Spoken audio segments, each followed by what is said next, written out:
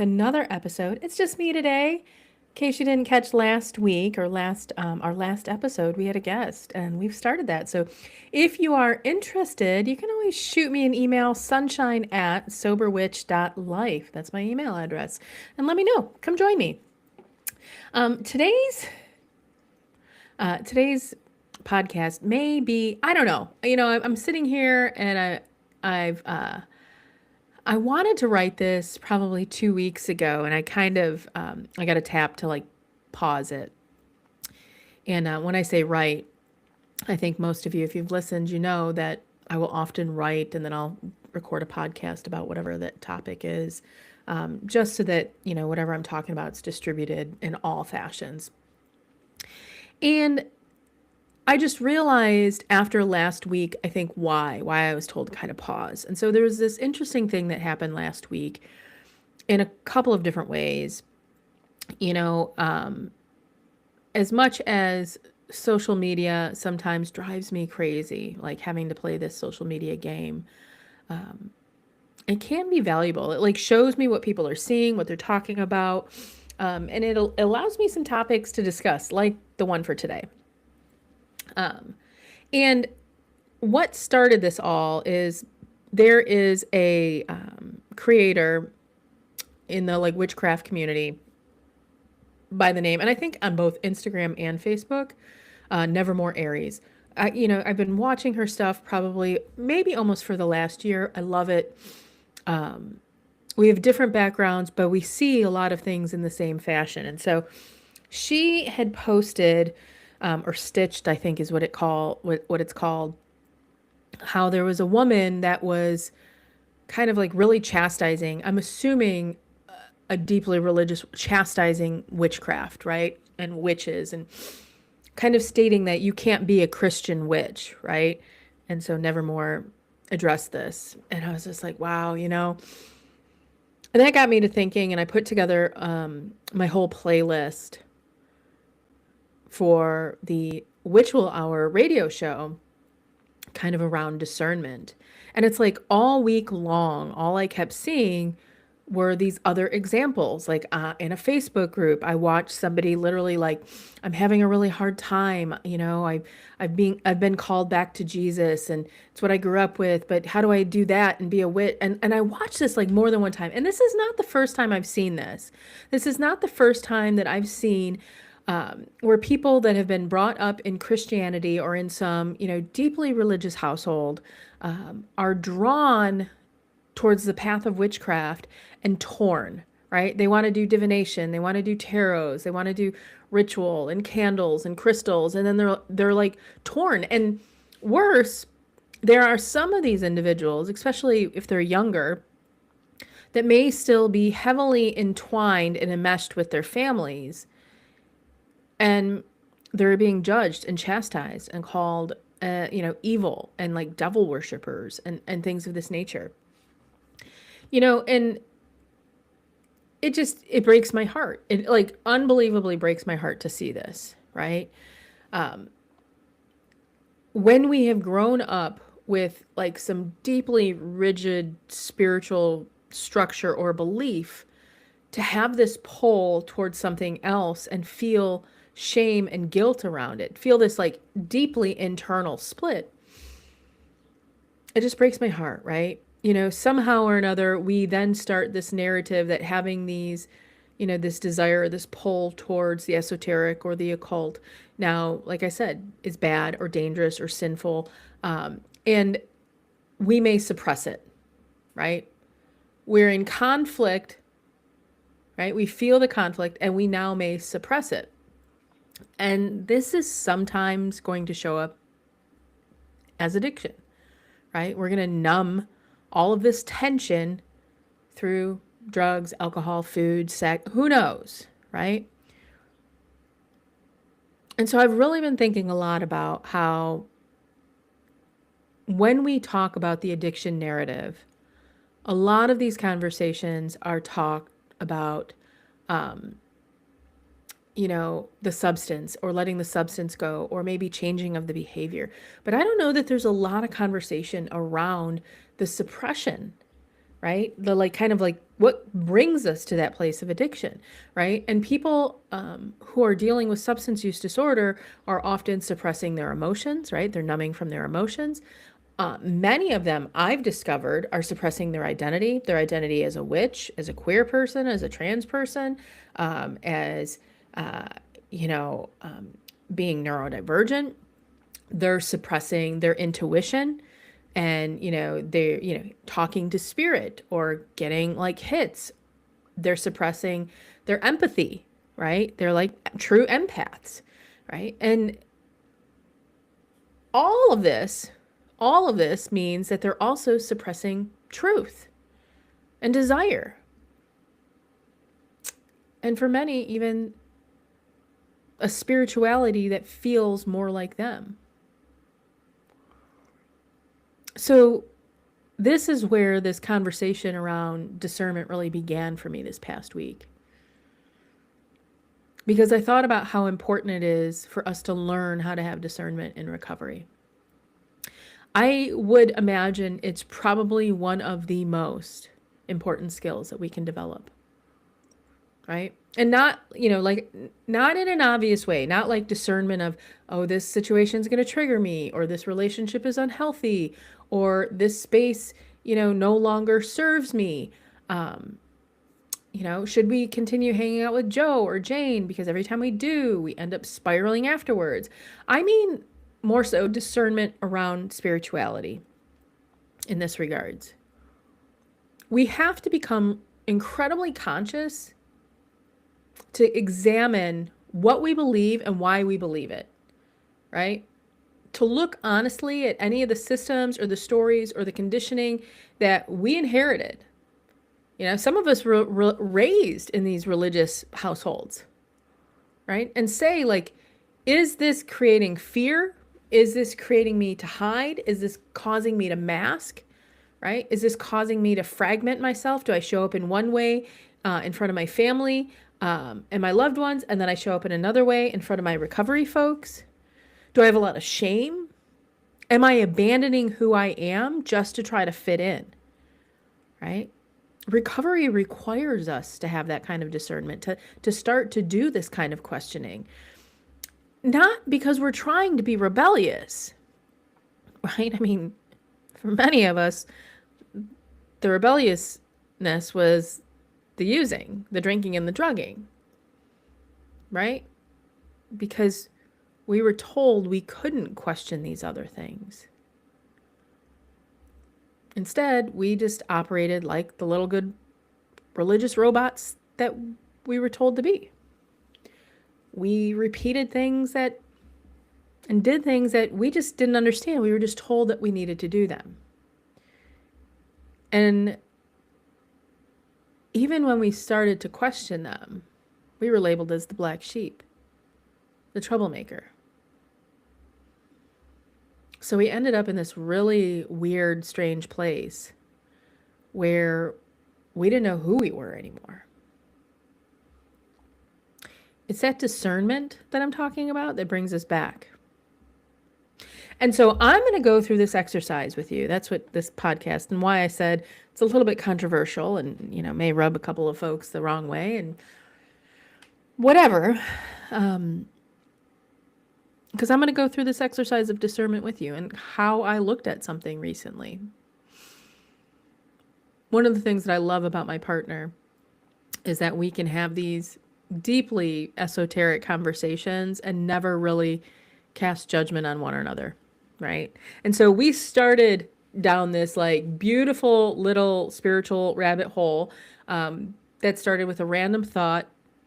And I don't know where that came from, but we ended up in this like place of just like wild chasing these concepts, right? And we've done this similar conversation before, okay? How we've talked about how a lot of organized religions can share certain beliefs or understandings with a lot of mystical or esoteric roots.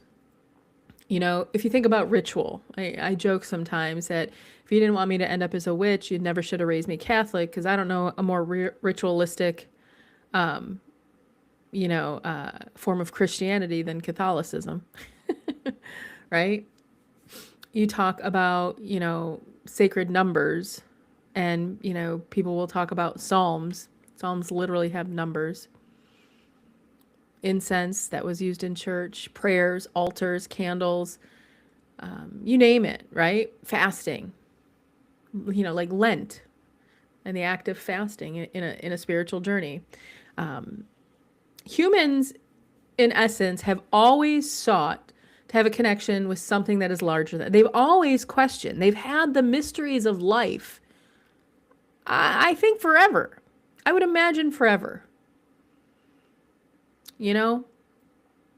I like jokingly in my head right now, I'm hearing Spirit say, yeah, like, one of the first couple of like things that were ever spoken or communicated. What is that?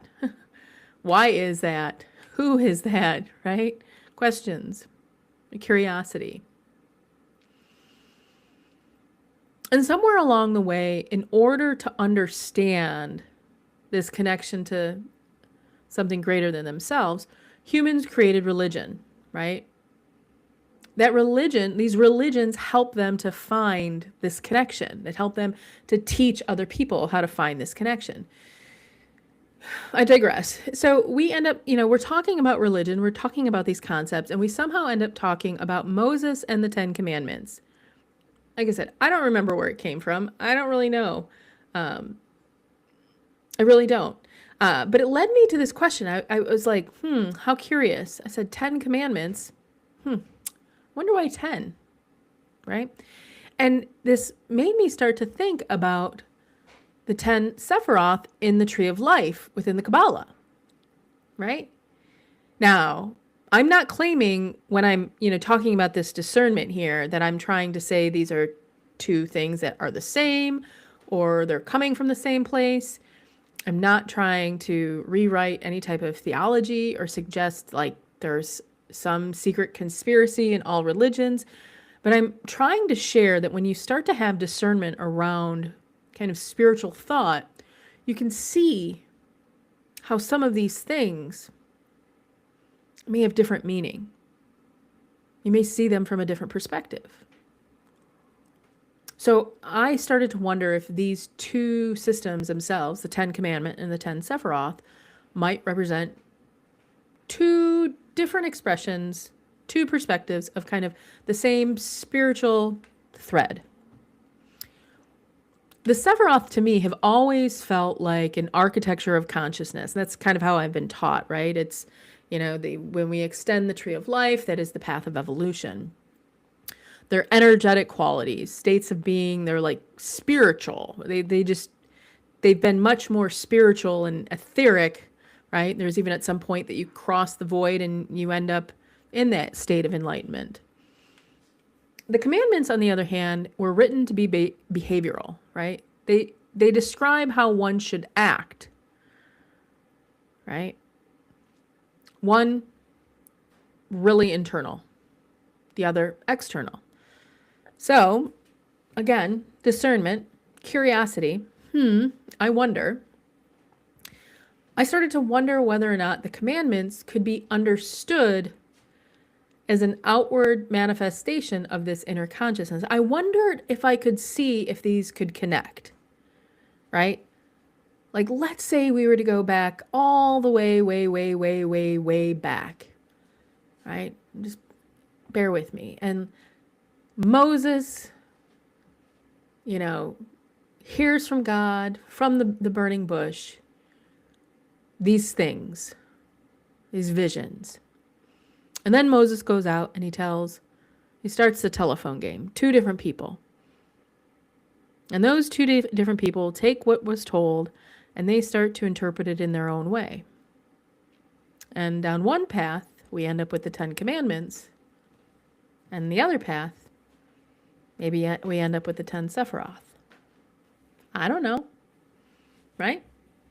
I guess I could sit there and channel Moses and ask him firsthand, but I digress again. So I started wondering, could we look at these? And so thus the path of discernment begins. I sat and I contemplated. I looked at these things from multiple lenses. And so we're going to do that. starting with the very top of the tree of life, the farthest branches at the top, and that is Kether. And to me, Kether represented the commandment of you shall have no other gods before me, right? And I thought a lot about this, and I thought about that statement. And what I'd come to was that this represented oneness with a divine consciousness, a direct connection to source, enlightenment, this place where separation dissolves. Like there is no separate, I just have a direct connection to the divine, to God, right? There's nothing else between it.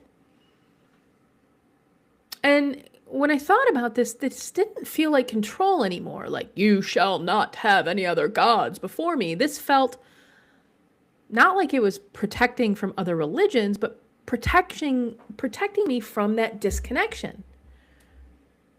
It didn't feel like fear all other spiritual paths. It felt like there's nothing in between you and the divine, right? And addiction teaches us how easy it is for us to place things between us and that connection. Substances become God. Validation, God. Productivity, God. Relationship, God. Institution, ideology, right? Maybe even a spiritual leader, maybe some guru. You go to them before you go to God. Meaning we hand our sovereignty over to some other person, place, or thing. And Kether in and of itself isn't asking for obedience, it's just asking for that connection. It's reaching its hand out and shaking your hand and saying, this. Don't make anything, don't put anything between this. This is what matters. And I thought about how, as it relates to recovery, it's not about removing, it's not about, finding God, right? I think the reality is, I think all of us kind of know where that is at some point. But we have to remove a lot of things that are between us and them, us and God, us and the divine, the addiction, the behaviors, the self-abuse, the self-abandonment, right? We have to take the things out of the way that blocked that connection in the first place. Which takes us to the second, chokma. You shall not make idols, false idols. Right? And this particular Sephiroth is associated to wisdom. And I thought that wisdom, like, this isn't like obedience, like you shall not make false idols. Again, this was really discernment, right? This was lived experience. This was, a relationship with the truth. I didn't want to sit with that literal interpretation, but I thought about it in this way. An idol is anything that we would surrender our consciousness to. Anything that we would place above that direct connection. Right? So, that first is the connection. Right? This is all, you have just one. There is just one connection here, one divine source, however you want to describe that. And don't place anything else, right? Don't follow what somebody else tells you. Kether becomes the connection. Chokma becomes the wisdom that you are the one that gets to define it, right? Because a lot of us that were raised within rigid systems learn to abandon ourselves in order to survive, right? We were taught that it was more important to be obedient than to be true to ourselves. It is more important to conform rather than to live our authentic lives. And it was more important to be certain of the outcome than to be curious of what could come. And this is where this fracture starts, right? The fracture between the soul and the self. Intuition is something that is dangerous. Inner knowing is considered a rebellion. And recovery in and of itself requires us to rebuild our ability to trust what we feel,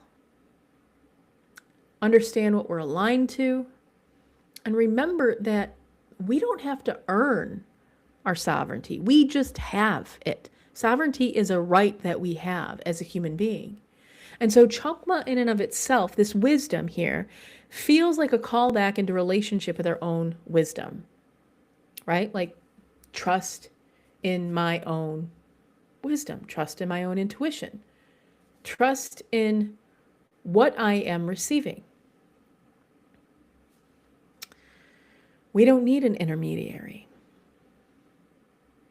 which then takes us to Binah.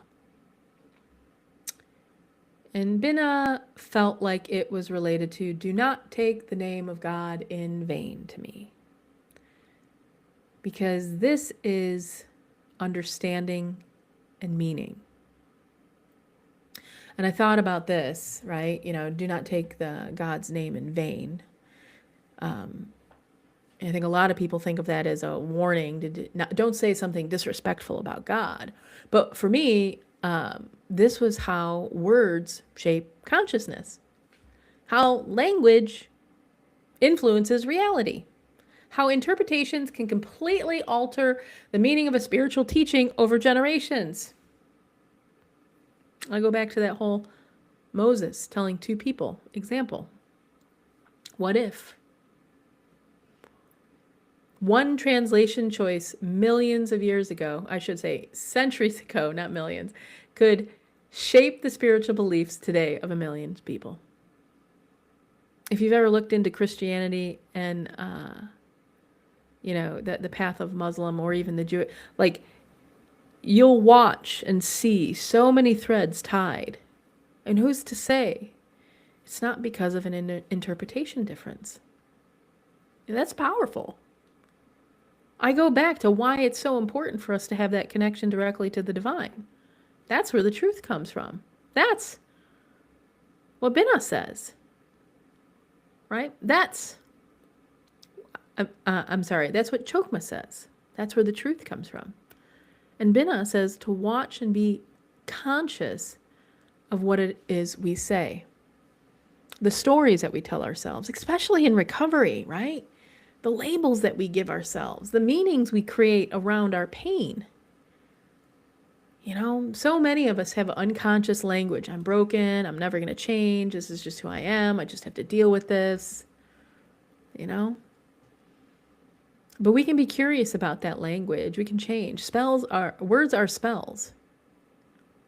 Right? We can liberate ourselves. I know it was interesting. I was laying in bed and I was reflecting upon this. I have a certain piece of my prayer that I adjusted and changed about a year ago. And I was reflecting about how it's taken almost about a year to see that difference. Right? And I was thinking how incredible it's going to be a year from now as I continue to speak that same beautiful language to myself. Right? It's another place of discernment, which takes us further down the tree, down to Chesed. And I thought about Chesed was around remember the Sabbath, right? Honor the holy day. And this particular Sephiroth is aligned with love and kindness and generosity. And I thought this didn't feel like a religious obligation to me. It started to feel like spiritual maintenance. Make sure that you rest. Make sure that you're still. Make sure that you meditate. Ritual matters. Connection matters. Time for what you need to do on your spiritual journey matters. Heck, a retreat matters, right? Take 2 weeks out, week out, take a weekend. And I think a lot of people in recovery, especially those of us that were highly functioning in recovery, are conditioned to glorify exhaustion. We overwork, we overgive, we override our nervous systems completely. We treat rest like it's being lazy and stillness like we failed, or we just kind of like guilt ourselves into a place of there's more to do. And then we're sitting there and we're wondering why we're so disconnected, why we're numb, resentful, anxious, depressed, spiritually just exhausted. Relapse begins long before a substance shows its face, though. It begins when we stop tending to ourselves, when we stop pausing, when we abandon our rituals or our reflections or our spiritual practices, our embodiment, our community, our emotional honesty, right? Chesed felt like it was, remember we are holy. Remember we're divine. And then we end up in Gevurah, right? And this was probably the harder one. Because this is discipline and structure and boundaries. And so when I looked at everything, I thought, honor thy mother and father. And, I think a lot of times, especially like growing up, like I can remember, I was raised Catholic, again, going to confession, and part of my confession as a child, mind blown, was like, I didn't do what my mom said. I didn't do what my dad said, right? Because I think this one comes across as obedience to one's parents or obedience to authority, so to speak. But when you have discernment on this and you start to look at this from the lens of Gevurah, right? We start to realize, and this is so important for those of us in recovery, right? Because those of us that are in recovery often are healing from wounds connected to family systems, trauma, neglect, manipulation, narcissistic families, codependencies, alcoholism in our own households, addiction in our own households, right? So this didn't feel like obey your parents. It felt more like honor what shaped you and discern what harmed you. Recognize where you need boundaries, where you need to tend to and care for yourself, right? Where you need to step into your divine masculine, where you need to step into your divine feminine. For so many of us in recovery, we have to learn how to stop romanticizing harmful dynamics just because they're familiar.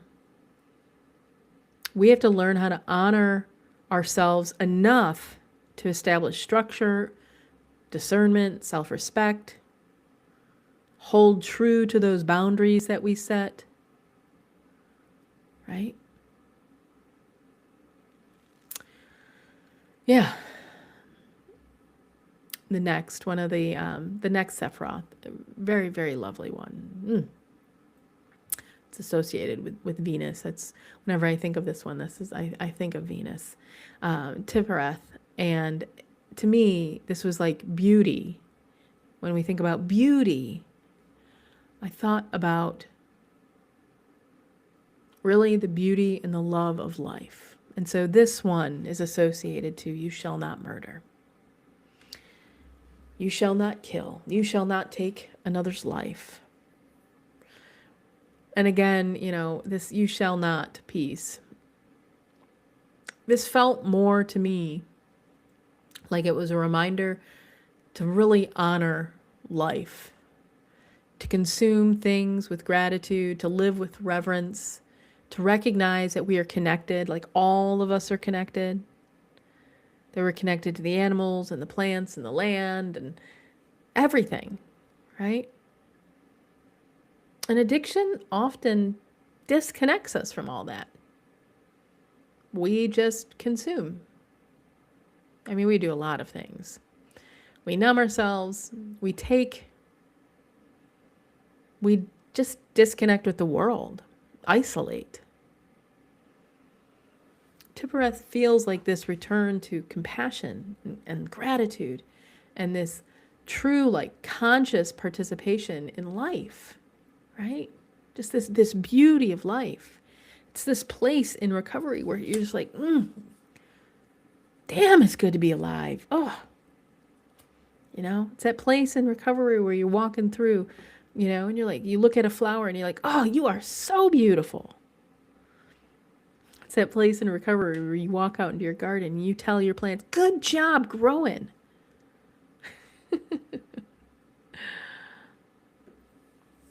We continue down the tree and we end up in Netzcha. And yeah, this is probably one of the second most difficult one, because this one is Netzcha around itself is around desire and passion and emotion and drive. And, so I thought this one is you shall not commit adultery. And, I don't think this is about sex, right? I mean, that's what the commandment says, but I don't think that ultimately you shall not commit adultery is like the whole meaning behind this. I think this is about unconscious desire, right? And desire in and of itself can be very beautiful, right? It's a part of being a human.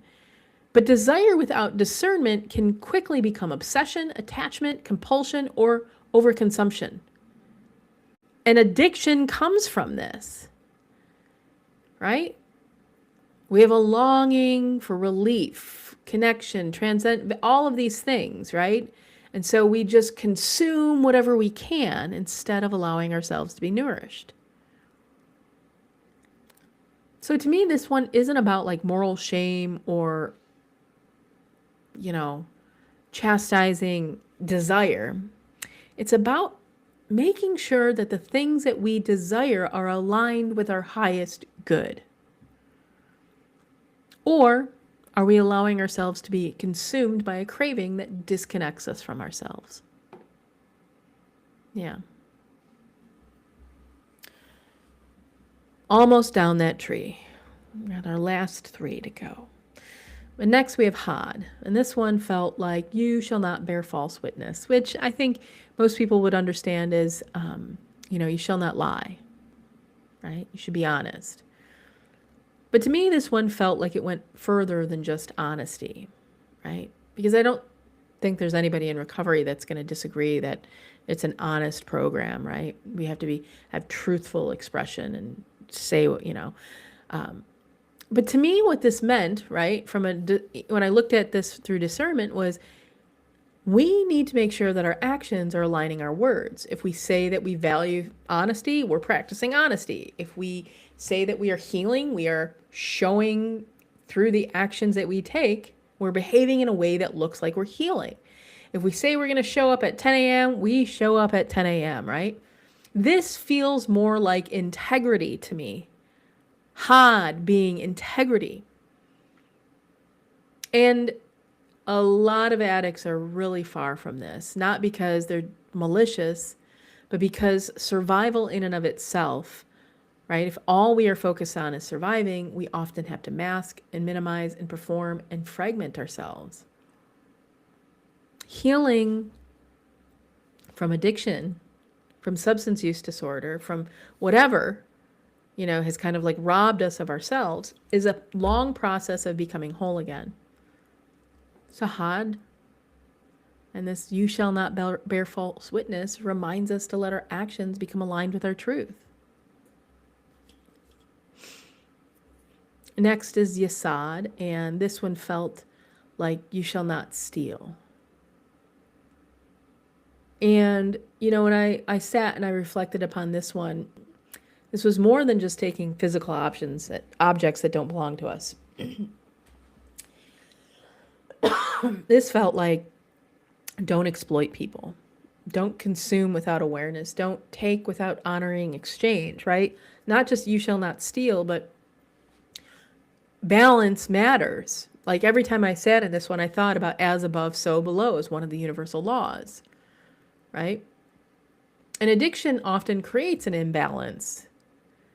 people begin to prioritize escaping over connection. They will often, addicts will take more than they give, and they lose out on that like reciprocity piece. So it's up to us, if we're going to follow the 10 Commandments or these sephiroths as a way of life, so to speak, to realize, based upon Yesod, that it's not just relationship with other people, it's relationship with the community, the land, the body, the spirit, life. We all belong to each other. Healthy exchanges matter. Last but not least, I really love this one, which was Malkuth, and this was do not covet. Right? And Malkuth is associated to this material world. Everything that you can see exists in Malkuth. Everything you can feel, I'll say everything you can physically touch and see, hear, all Malkuth. And this no longer felt like it was just jealousy or envy, so to speak, but distraction. And I thought a lot about how social media amplifies comparison, right? We constantly are presented with opportunities to compare ourselves against others. And let's be real, against others' curated realities, curated versions of their life. And this will disconnect us from our own. Recovery in and of itself requires us to be present, to be embodied, to be grounded, to be right here, to be right now, to tending to our own becoming. The tree of life, right, may have roots that are able to connect and reach out into the earth and connect us all together, but that tree only grows by itself. We have to tend to our own tree, our own becoming. So Malkuth reminds us of that, to stay rooted in our path rather than constantly chasing somebody else's. Comparison will pull us out of gratitude, presence, and out of relationship with ourselves. And that disconnection can be very dangerous over time. So, I gave you this exercise in discernment, right? Because I think it's important for us to have discernment in any of the spiritual conversations that we're talking about. And I'm not saying this to say that I'm anti-Christian or anti-religion or anything of that nature. In fact, I have found that discernment is what has allowed my own spirituality to mature. It allows me to consciously examine what I believe, why I believe it. And I get to make a determination of whether or not those beliefs feel aligned or they fragment me. When we have discernment, we get to stop blindly outsourcing our consciousness and instead become an active participant in our own spiritual life. And I don't know about you, but I think recovery requires that kind of honesty. So, for all of you folks out there that are having that battle, right, that have a pull to Christianity and witchcraft, or to being Muslim and witchcraft, or Jewish and witchcraft, or Buddhist and witchcraft, or anything for that matter, and witchcraft, maybe you don't need to choose. Maybe the goal is not to choose between these. Maybe the goal is becoming honest enough to discover what genuinely aligns with your soul. Maybe questioning it is not you rebelling, or being bad or evil or on a path to hell. Maybe that discernment is what finally helps you come home to yourself. Well, that being said, I hope you enjoyed today's episode.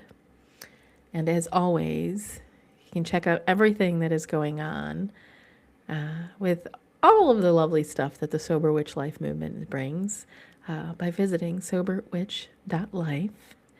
And I hope to see all of you again someday, or maybe on a recovery circle, or I don't know. Yeah, come join us. But until next time, all my dear sweet witchy friends, much love from me to all of you.